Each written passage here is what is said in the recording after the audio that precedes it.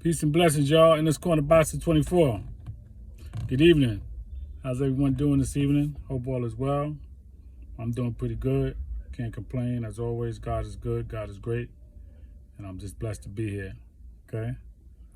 So, listen, this is a Jamel Charlo, Brian Castano 2 weekend, week. And the fight is this weekend, I meant.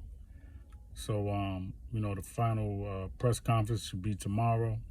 They're going to weigh in on Friday. They're fighting at the Dignity Health and Sports Center out in California. It's on Showtime. And I'm looking forward to the rematch. But what I'm really, really, really looking forward to, man, is that my man Jaron Boots Ennis is the co-main event against Castillo Clayton. And, I feel like Jaron Ennis, man, is going to take over the welterweight division. He's getting ready to crash through the door, okay? I don't know what Errol Spence and Bud is going to do. I hope they fight. I got Bud winning that fight, but I know Errol Spence, I know Jaron Ennis, man, is getting ready to bust through that door. All right, so they don't see him at 147. They're going to have to see him at 154. They're going to have to make a decision what they're going to do. They're going to have to see him sooner or later. All right? But those that's in his path, they're going to have to catch the wrath.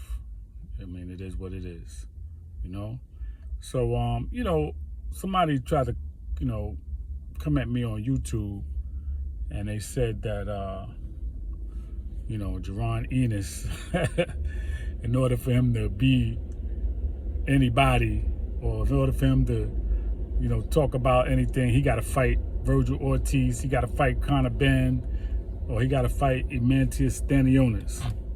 And I'm like, who is this clown, man? Because he obviously don't know what he's talking about, right? So I responded to him. And so the response that I gave to this person on YouTube, I'm going to give it to you guys, okay? Because one thing about me, I deal with the facts, I deal with the truth. And if I like somebody, even if they got a weakness, I'm going to say, well, it is what it is, right?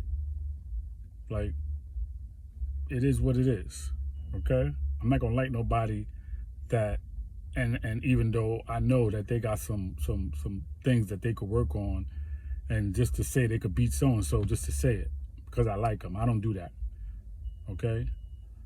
So they asked about, they said something about Stanionis and Conor Ben, and they said something about Virgil Ortiz. So Virgil Ortiz, if you notice with all three of these guys that I just mentioned, number one, none of them mentioned Jaron Ennis. Not one of them. And I listen to commentary. I'm on YouTube all day, a lot of the day, throughout the day, while I'm working, whatever, I'm on YouTube. I'm reading articles. I'm on different forums. So they don't call Jaron Ennis out. That's number one.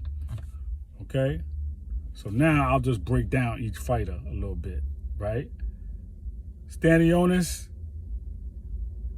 he was supposed to be, I don't know how he got to that status over Jaron Ennis, but he shouldn't have been at that status, okay? Because like in every division, Jaron Ennis is 2 or 3 or 4 in the WBA, the WBC, the IBF. He's ranked when he should really be 1 or 2. Shouldn't be no less than 2, right? Even Keith Thurman is ahead of him. Ridiculous. But anyway, Stanionis was supposed to be the mandatory for Ugas, for Errol Spence. But he stepped aside so that Ugas could fight Errol Spence. Now, he was supposed to fight Ugas after the Manny Pacquiao fight. And Ugas protested it because he wanted to fight Errol Spence so he could unify. Now that you think back, maybe Ugas should have just took that fight with Stanionis and, maybe he could have, I don't know. Looking back now, the way he lost to Errol Spence, maybe he could have did something different. But anyway, Stanionis just beat Butaev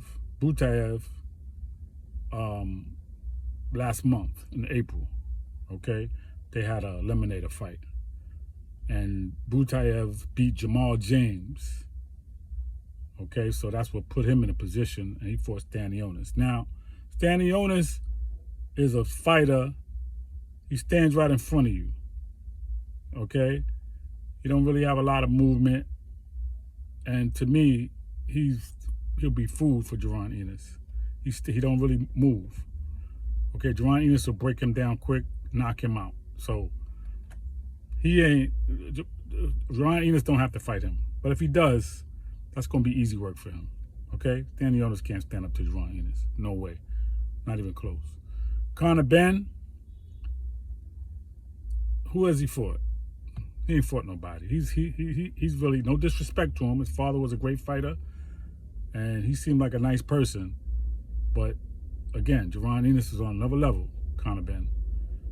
Okay. You just fought Van Heerden. Errol Spence beat him. Jaron Ennis had him in the ring, but it was a no contest because of the headbutt. And that might have been a way for him to get out the fight because Jaron Ennis was on top of him and he was getting ready to get him up out of there. All right, but you beat Van Heerden. Okay. But you're not doing that with Jaron Ennis, Conor Ben. All right? Like I said, these dudes don't call Jaron Ennis out. I'm just responding to someone who thinks they knows. Okay?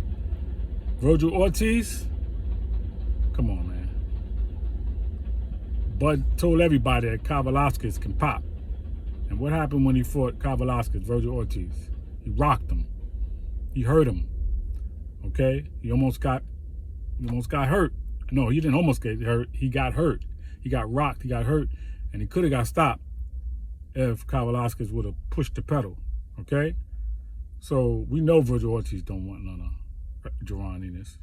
Again, these guys don't call out Jaron Ennis. But people want to act like, he got to fight this one and that one. No, he got to do what he's doing. He's fighting Castile Clayton, who's undefeated. I believe he's 18-0 and 11 or 12 knockouts. He's fighting him, another undefeated fighter. And he's 28-0 with 26 knockouts, Jaron Ennis, okay? He's just crashing through. He's getting ready to crash through the door. Step by step, fight by fight, okay? He says he's looking for a KO victory on Saturday, okay? May 14th. I'm looking forward to. I'm looking for a good fight. Co-main event. Jaron Boots Ennis out of Philly. His father, Bozy Ennis, good trainer, respectful. I like the team. I like what they're doing. Jaron Ennis is humble, but he's hungry. That's a hell of a combination when you're humble and you're hungry. H and H. You know what I'm saying? That's powerful when you both. Some dudes is hungry, but they arrogant or they disrespectful. But when you humble and you hungry, man, listen, really ain't no stopping you, man. God is with you because God likes humility. You understand what I'm saying? So I'm looking forward to Saturday, that co-main event, mostly. I want to see Jaron Ennis do his thing. And, hopefully Jamal Charlo will get his win against Castano. And we go from there. All right? So peace and blessings in this corner boxing 24. Everybody be safe. Wear your mask. COVID is still out here. Please subscribe to the page. Leave your comments, nay or yay. Just keep it respectful. And we can talk. All right? I don't know it all, but I know some things about boxing. All right? So peace and blessings in this corner boxing 24 again. Peace.